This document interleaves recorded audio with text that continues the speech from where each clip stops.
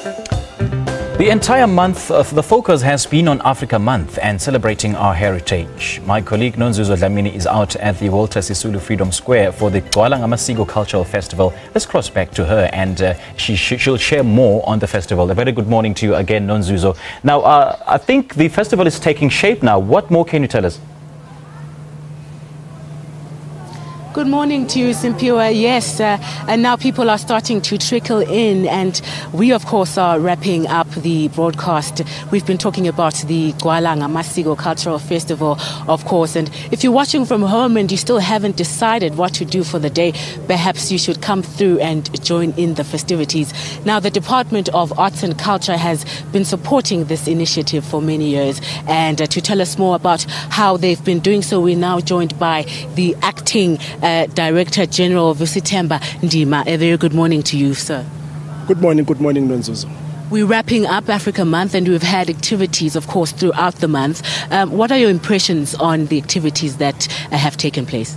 I think that I'm very happy with what has happened this month. There's been a wide variety of activities that we have been having.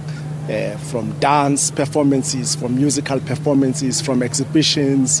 We've been having memorial lectures. We've been having discussions which are designed to ensure that the South African people and the rest of the continent are aware of what the significance of Africa, the significance of unity amongst Africans, so that Africans can begin to tell their stories. Africans can begin to use their resources, the vast resources that are in the continent, for the development and growth of the African continent. Would you say that the youth is aware about Africa-related issues at all? I think that we are making inroads into that. The colloquia or discussions that we have been staging, these have served as platforms where youth are actually educated about Africa, more particularly Africa Month and Africa Day, where it comes from. For instance, the formation of the Organization of African Unity in 1963, what the OAU did to actually liberate the continent, but also for the youth to understand that now today they have got their own challenges that they have to confront.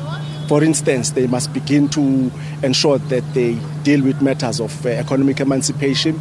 They must begin to deal with matters of social cohesion and unity, and also deal with some of the bad things that are happening in our society. For instance, if you look at matters of violence against women and children, we have used these platforms for the youth to understand how important it is to actually live in peace. And then just lastly, how does the South African government engage with other countries when organizing events such as this one? Let me just start by saying that if you look at this event, or events in general, which are about the continent, our minister has played a very pivotal role.